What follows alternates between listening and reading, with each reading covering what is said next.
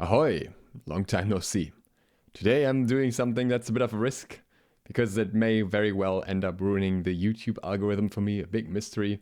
I pray that it doesn't, I pray it works out.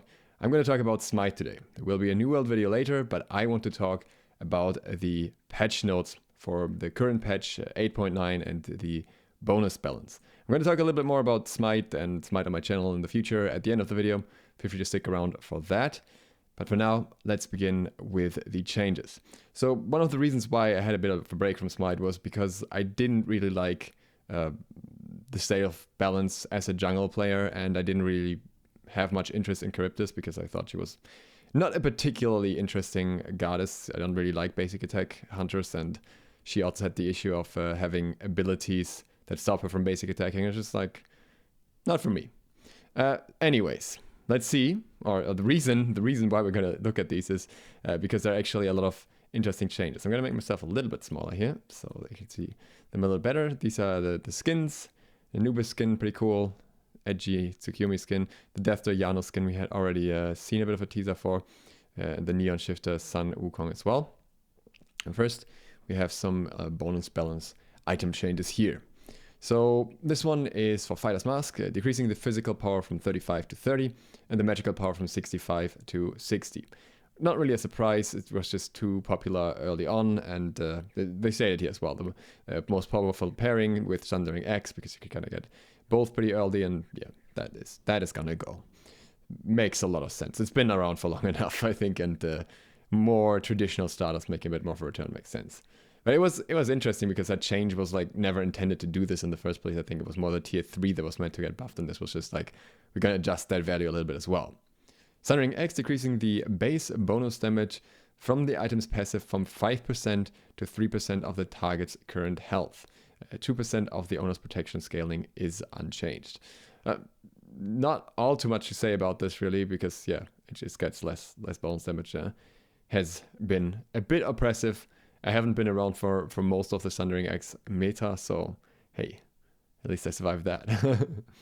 Soul Gem decreasing the heal on the item's passive from 40% of your magical power scaling to 30%, providing a lot of survivability in combination with other items, understandable. Soul Gem, in my opinion, was very, very strong for a very long time already, so this doesn't, like, it does kind of surprise me that hasn't happened sooner. Archival increased the power increase from this item's passive from 15 to 10 per stack. If I recall correctly, they actually made a change earlier to kind of balance it for the... Yeah, when they removed boots, they made a balance change to Archival already, so that Archival would be like not too overpowered, and then the entire bow meta ended up being kind of overpowered anyway, so that didn't really work out, and that change was necessary. And Odysseus bow decreased attack speed from 40 to 30%. It was a long time coming.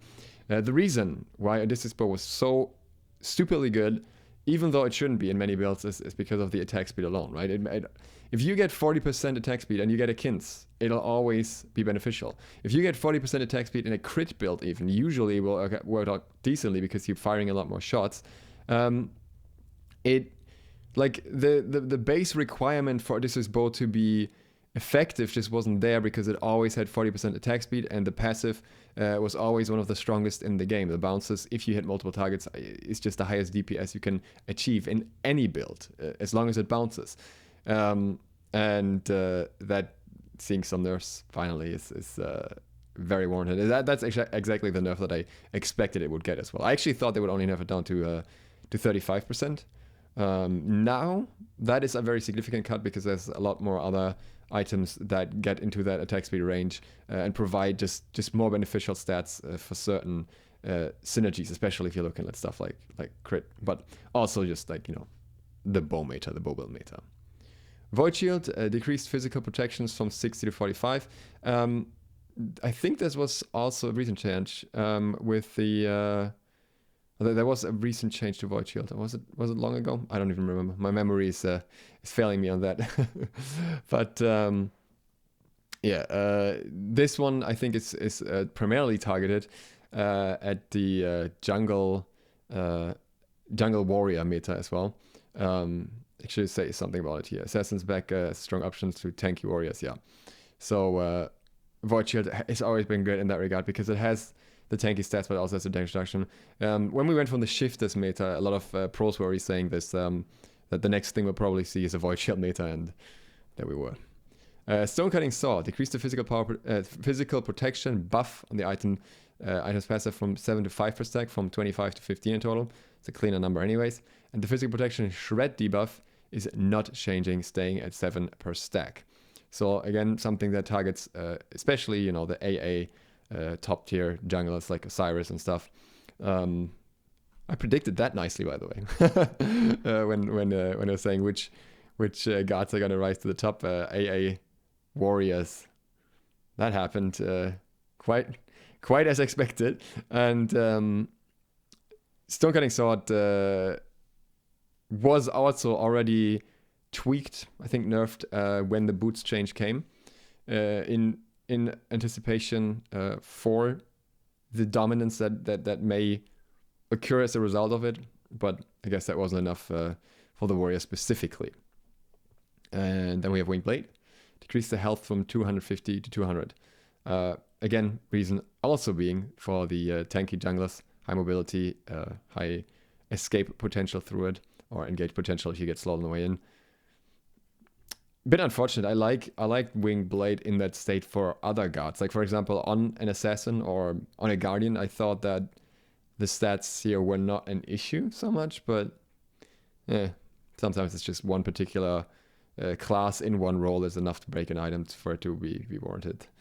But I don't know how popular it was in other roles as well in comparison. Charybdis just got some fixes. I was not getting the intended amount of movement speed from a Whirlpool form ability. Very interesting. And more fixes upland for the main patch. So we'll look at that in just a sec.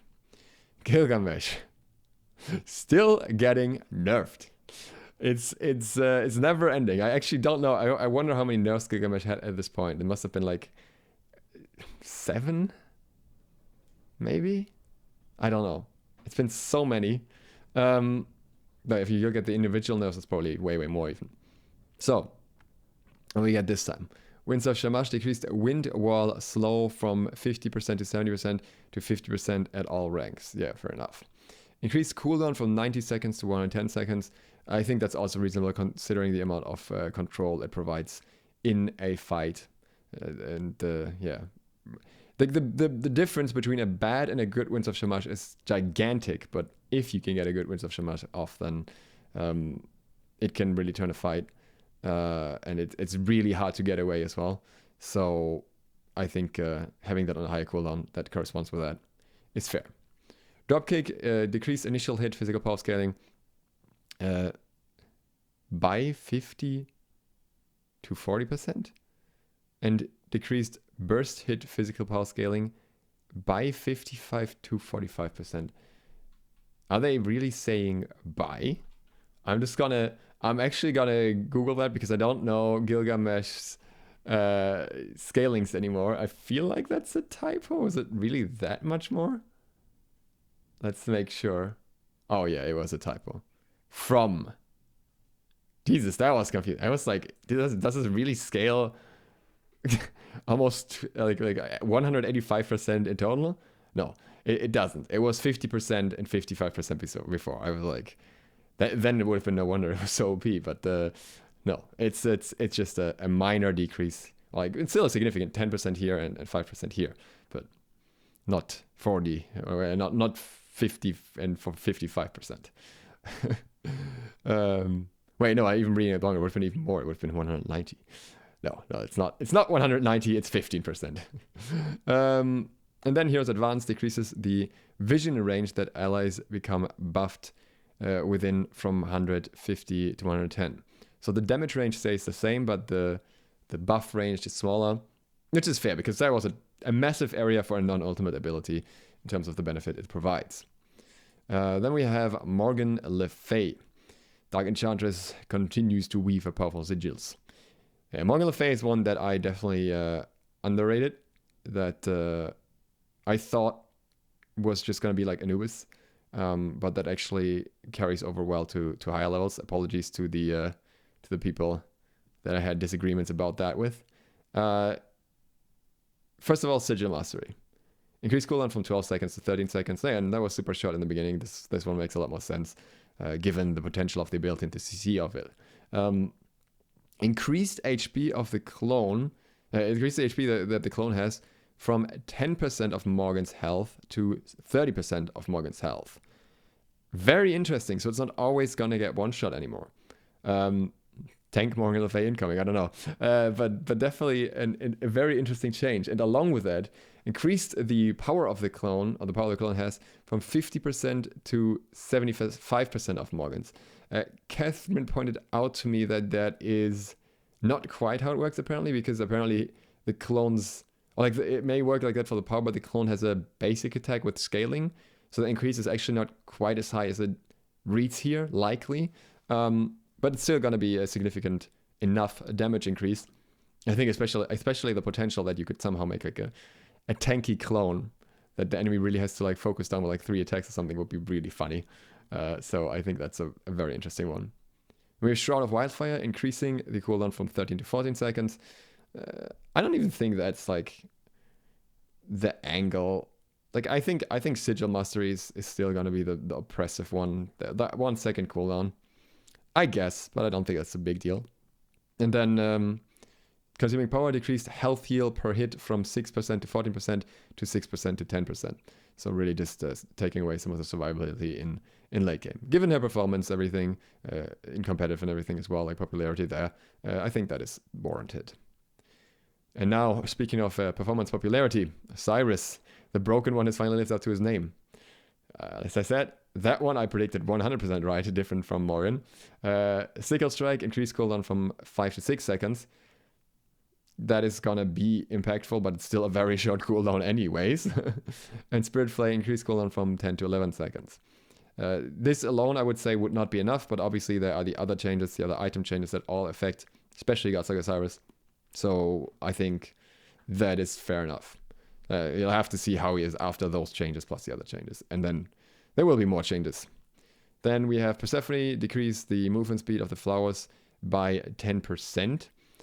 Very interesting change. I guess they were pretty fast and pretty hard to avoid. So I can't really tell how like 10% will feel in this context in game. So I have to wait and see on that. Decreased flower by damage from 40 to 200 to 40 to 180. Just a little bit off the top there for late game. I think it's still going to be pretty strong. And then we have Yamoja. Omi removed 10% bonus healing buff she can apply from basic attacks. Well, you can still use the basics to heal, but it just doesn't give you extra healing anymore. Fair enough. And River's Rebuke increased the cooldown from 120 to 140 seconds. Now that is one big cooldown. I don't know if that's the way to go, but I guess what this does is because the rest of her kit has very short cooldowns or no cooldowns essentially, it kind of offsets that by having one ability that has a longer than average cooldown, so that she has a longer cooldown to deal with somewhere, and that's this one. But I think 20 seconds on a competitive level is a very heavy hit, so we'll see what happens with that. Then we have Ymir. It told Ajax, no more nerfs for Ymir. Decreased damage reduction debuff.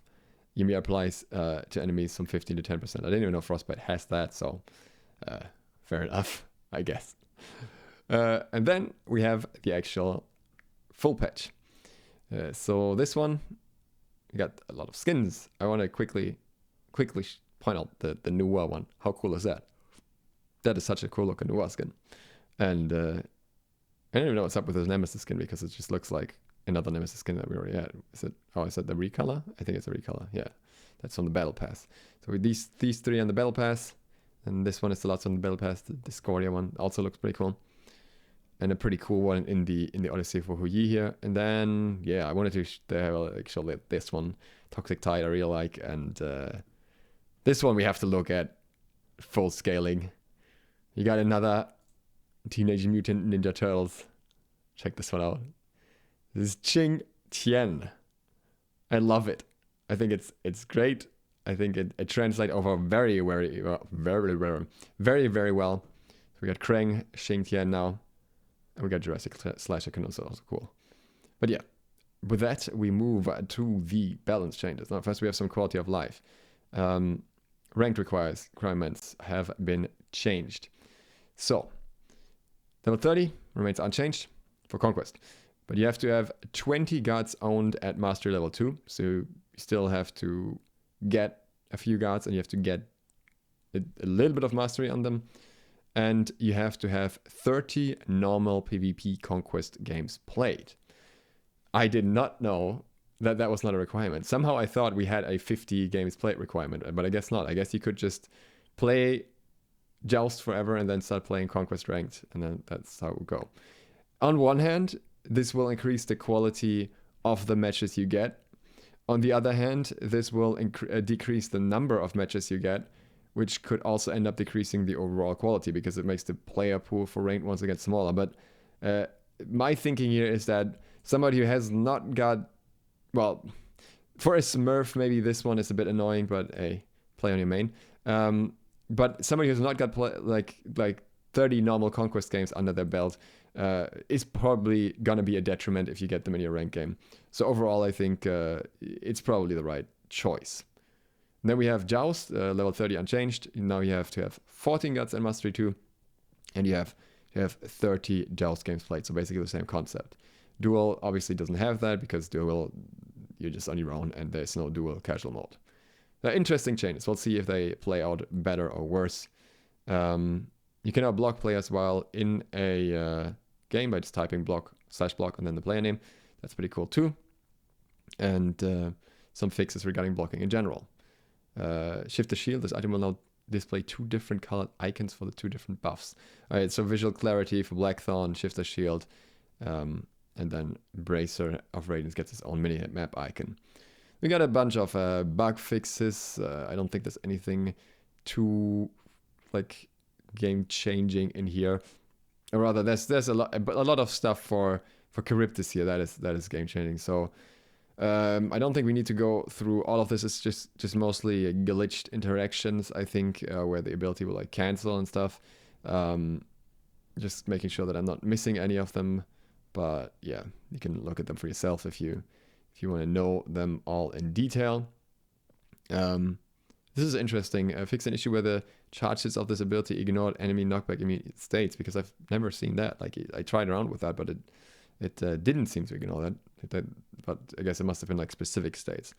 And then we got a lot of other specific fixes here for various guards. And Mutation Cloak. Fix an issue where this relic could prevent players from basic attacking for a short duration after using it. That would be a tilting one. Embrace of Radiance, the buff lasting longer than intended if the ward was destroyed or guard dialed while in the area. I guess that would have been like almost infinite then. And now, alright, we got some assault chains that I think are very good. We have healer tiers now. So we have a tier 1 with the best healers basically. And if a team gets a healer, the other team also gets a healer in the same tier. So if you got a tier 1 healer, they have Hell, Afro, and Umocha. Actually, interesting that Chang'e is not in tier 1 because her heal is lower, but she has enter heal. But then again, enter heal doesn't matter that much in Assault because if the enemy is not fighting, they can still heal up. Then tier 2, Sylvanas, Chang'e, Ra, Guan Yu, Terra, and Horus. Tier 3, Olaron, Cupid, and Baron Samedi. So they're measured by their healing output. And when you, like if you look at like Casual Smite or something and look at the healing stats in Assault, I think it pretty much matches them like almost entirely. Obviously, if you look at like tier 2, if you compare Sylvanas and Horus, you would not get the same result.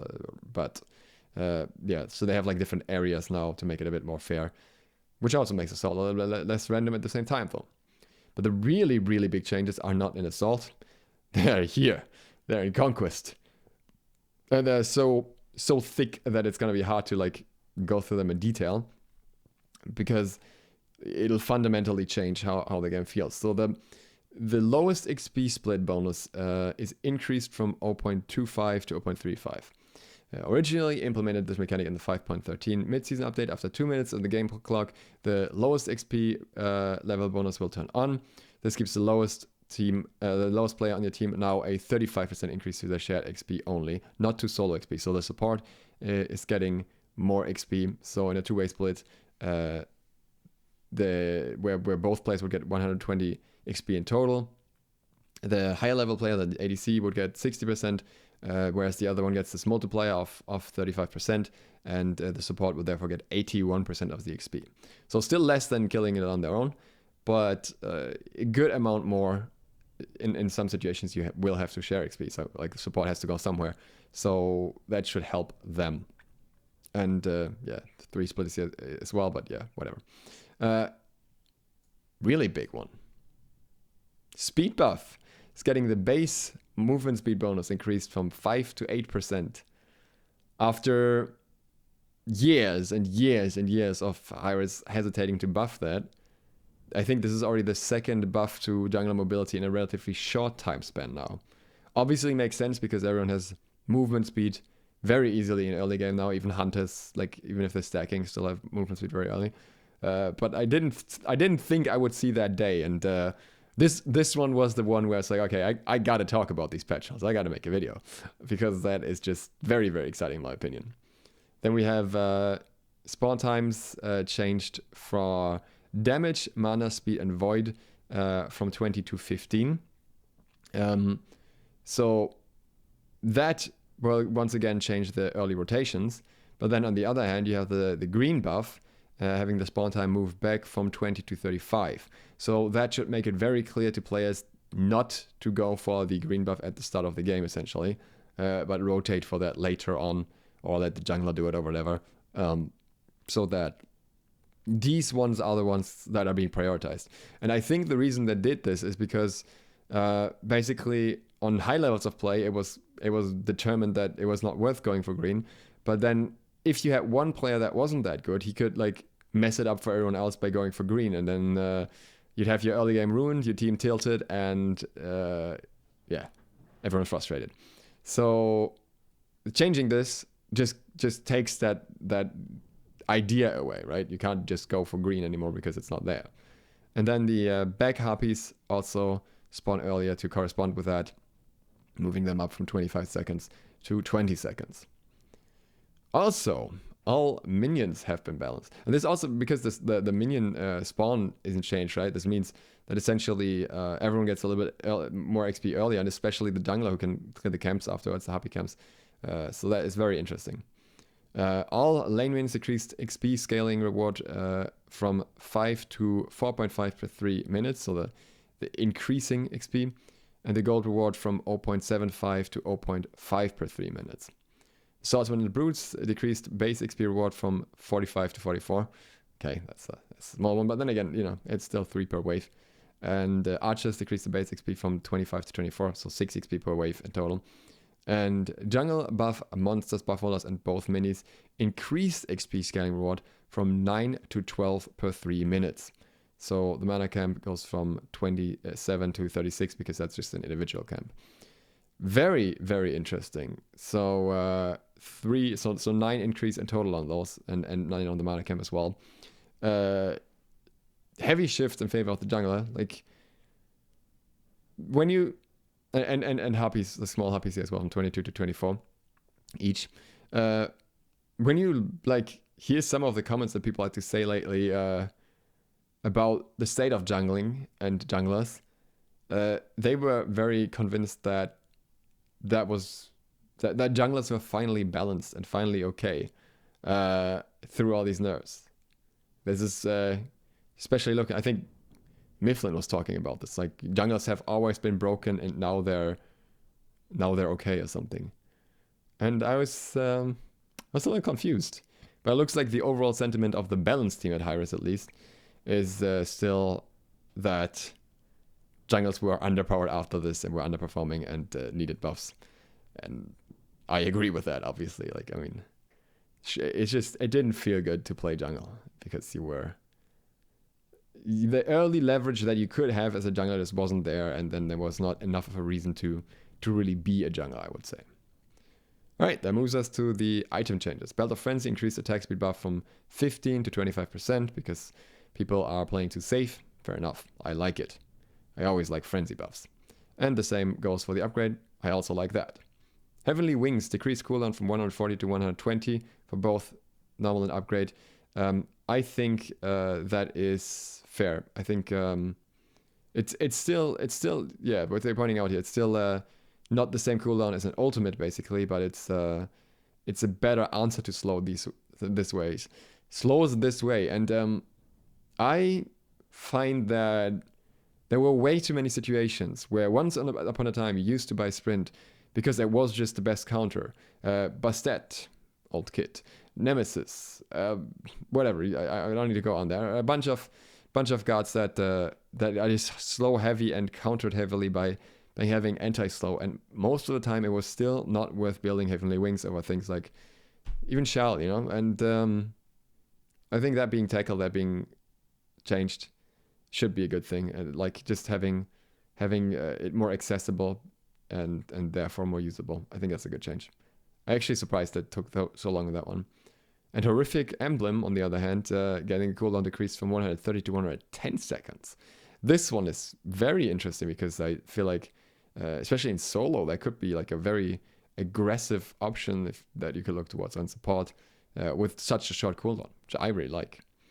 I like more aggressive relic choices, if you can't tell, like Horrific Frenzy, that type of stuff, you know.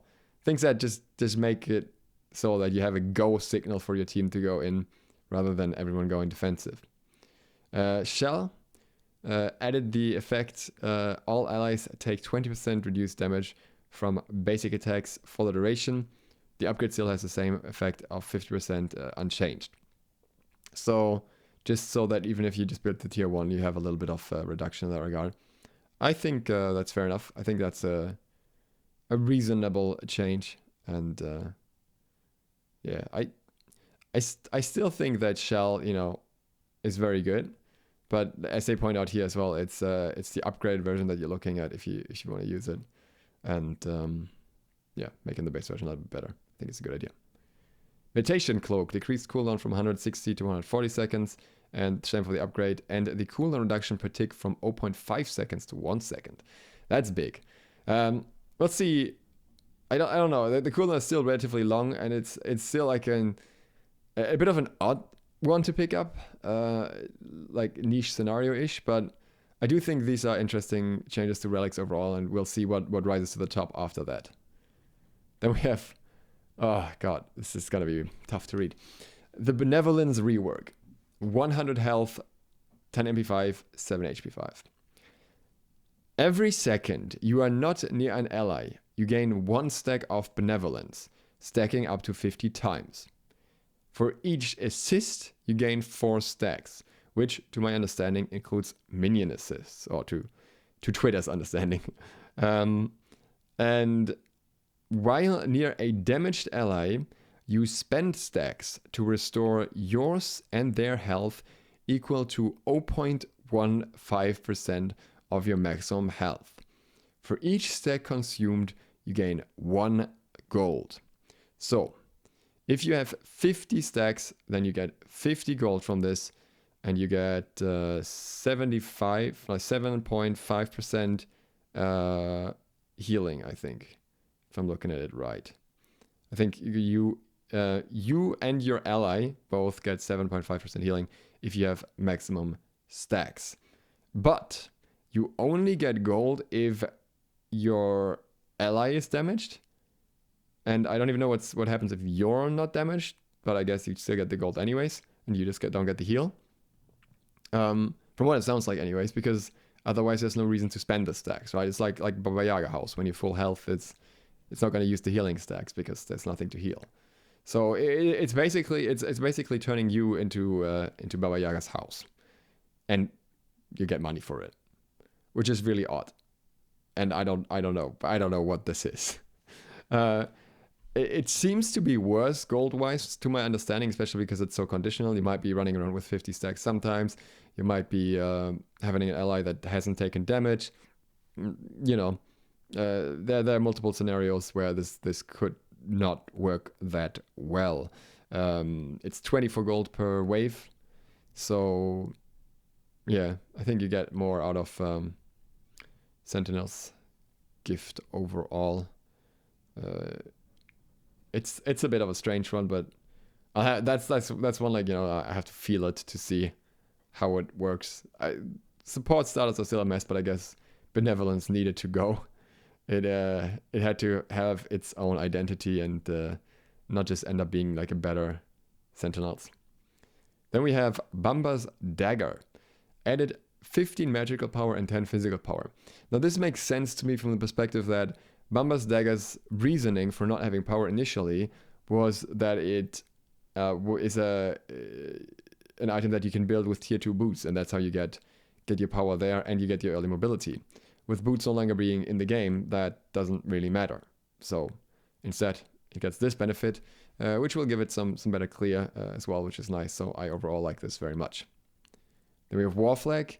Decreased stacks required to turn on bonus gold effect from 4 to 3. Removed 10 physical power and 20 magical power. Added 10 physical protections and 10 magical protections.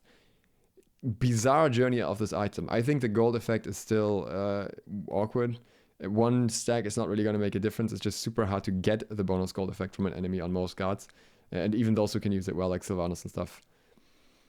In my opinion, don't use it that well.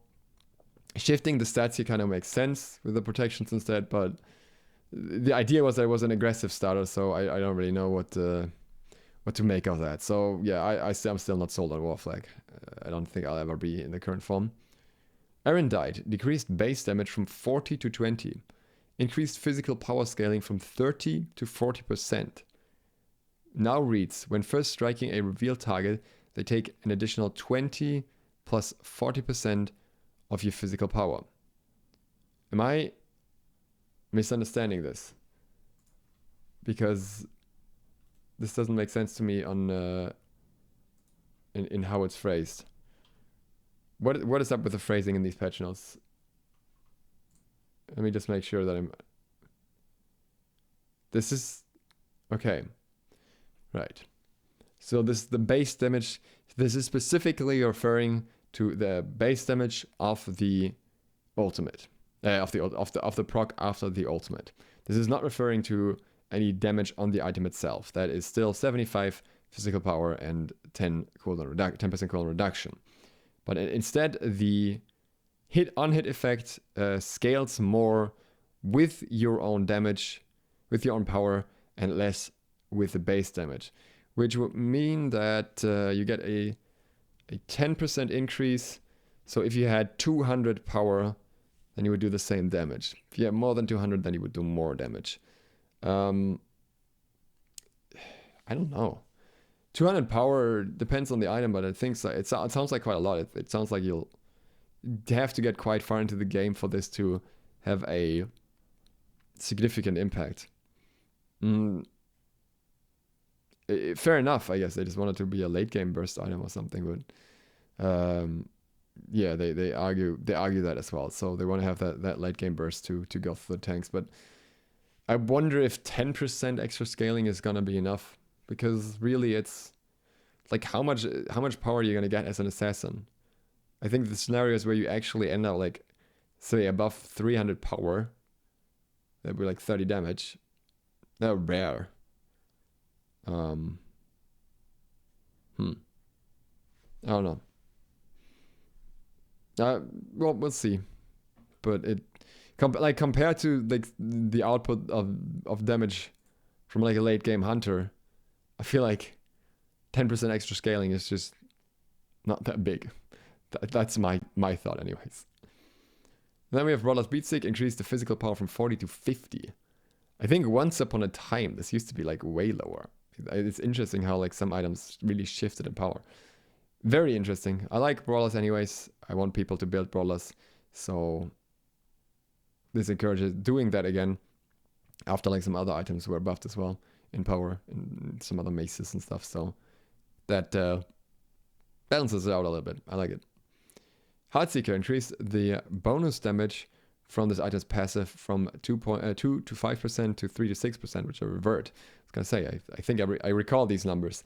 So yeah, assassins again getting a bunch of buffs in general. So I don't need to explain for every buff why they're doing it. They just want to bring assassins back into the meta and especially give them any reason to exist in late game as well.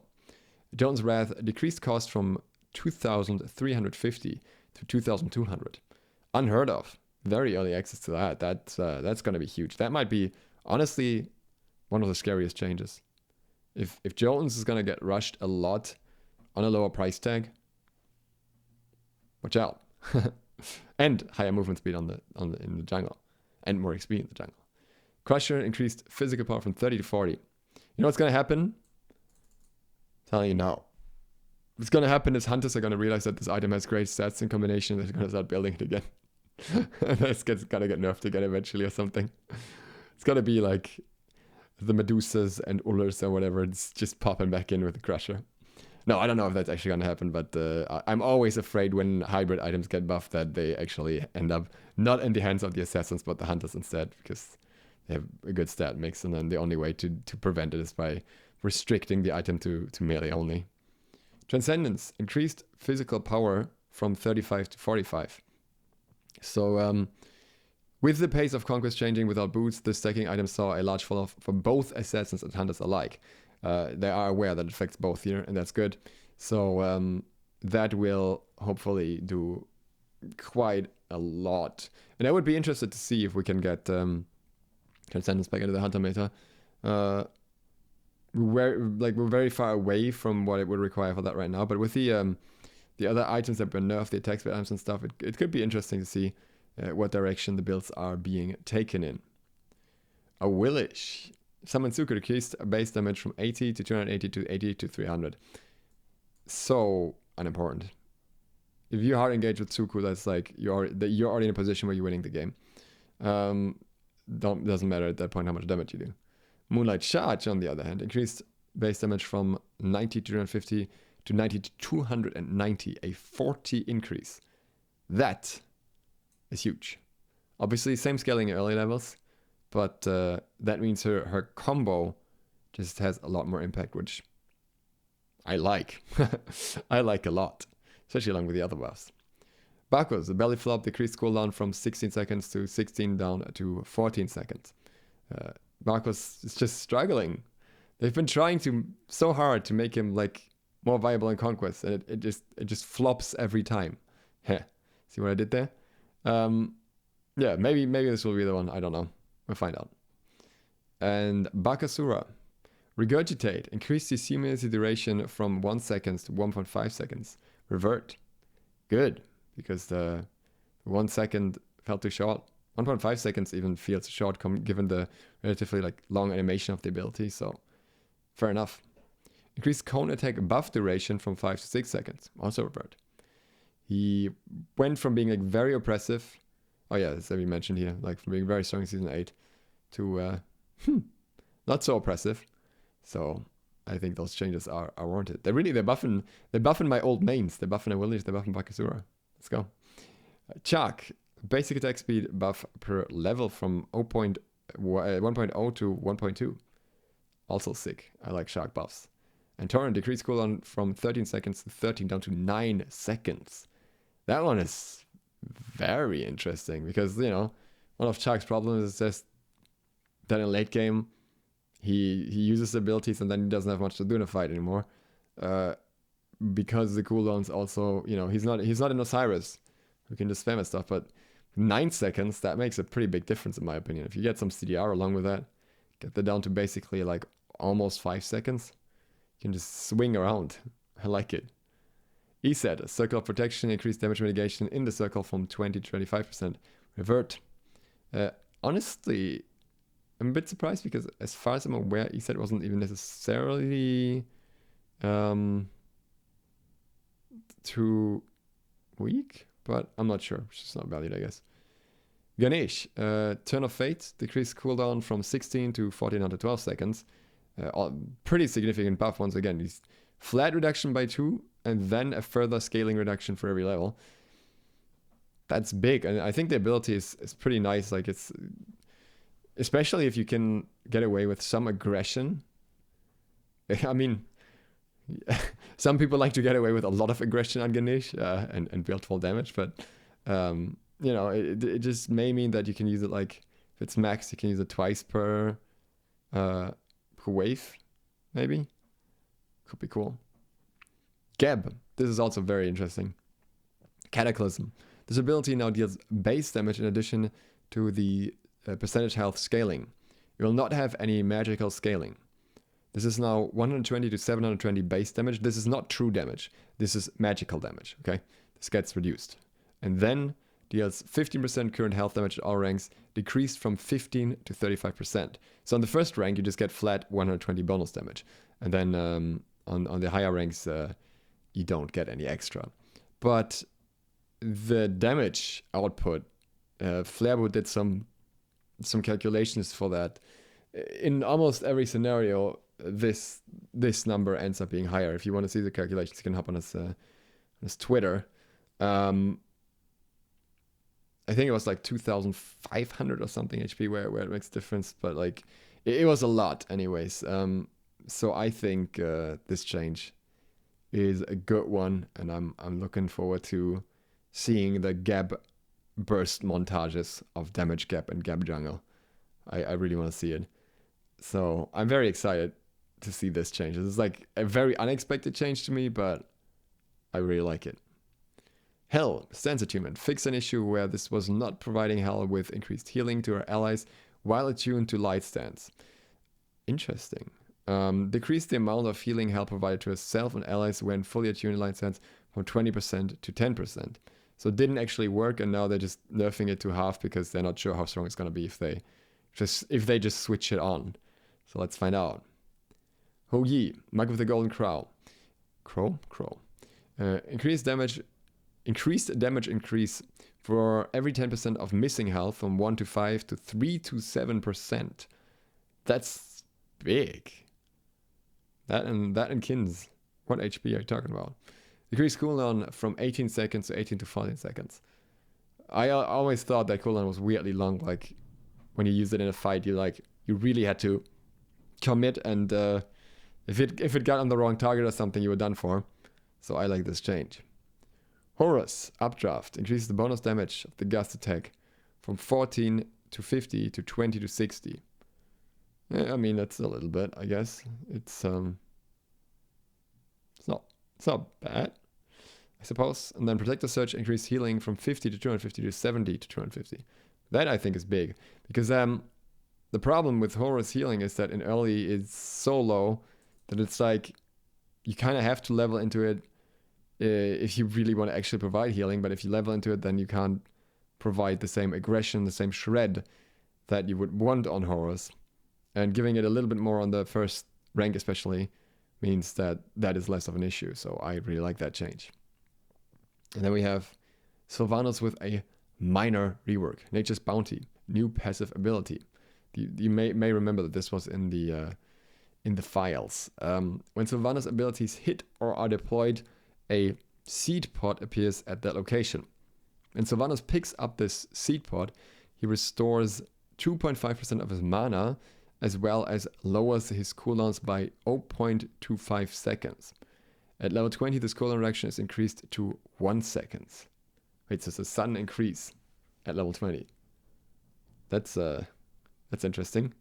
It just increases 4 times at level 20, so just scaling over levels. It's very interesting. I don't even know how that's gonna work.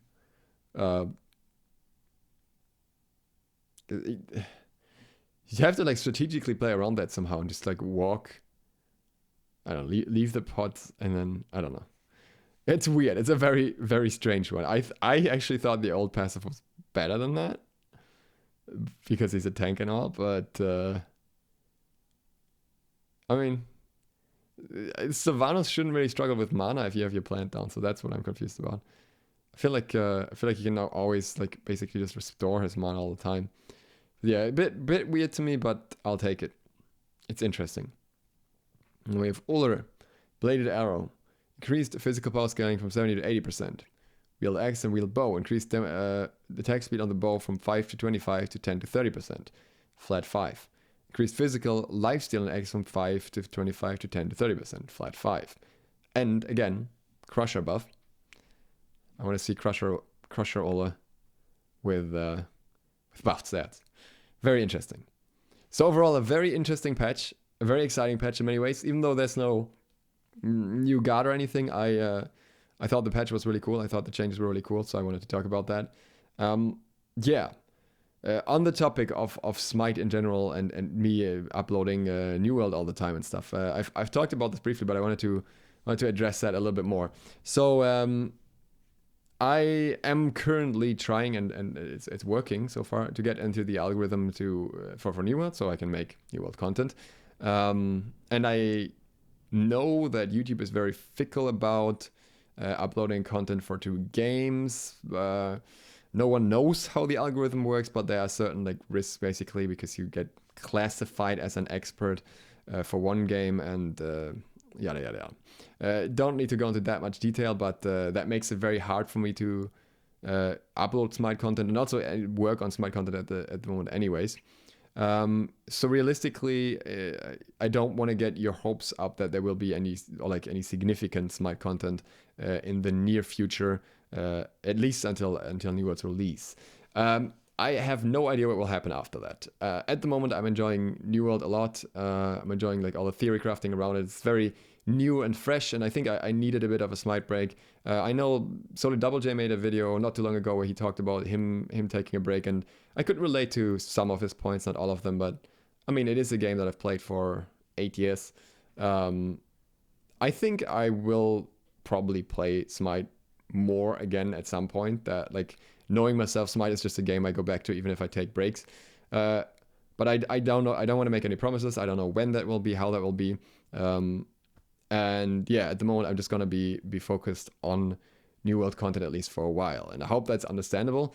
I don't want to upset anyone with that. And I know that some of you are just here for Smite, and that's okay. And if you know, say I never want to see anything else, that's totally fine. I understand that. But yeah, I want to give you some perspective without being like, you know, I'll leave Smite forever, or, you know, I'm not going to make any Smite content ever. I don't want to tell you that, because knowing myself, it's probably not true. But I also don't want to leave you on the hook to like be like, when is the next Smite video, because it might be a while. I don't know what a while is in this context. Yeah, that's just the situation for now.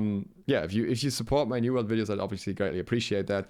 But I also absolutely understand if it's not your thing. New World has an open beta starting on the 9th of September. So if you just want to try it out and you want to see if it's something that you would like as well, you can do that.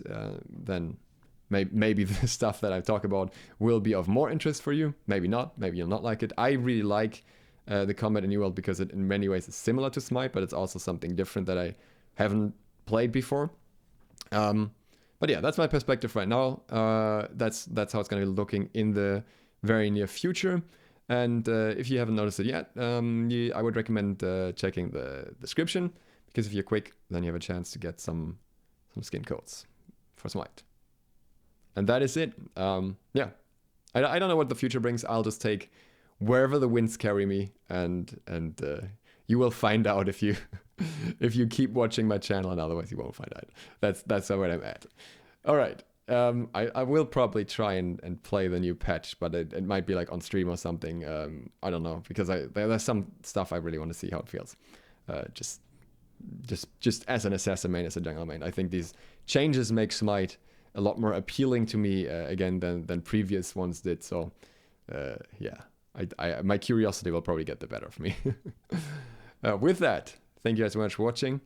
And thank you for your support. Thanks to my patrons who have been loyal to me, even though at the moment I'm not doing the shoutouts. You know who you are, but thank you very much again at this point. And I hope to see you for the next one soon. If you're interested in New World, there will be another one later, or whenever the next Smite video is, or whenever the next format of something Smite is. Until then, Duke SLOTH out.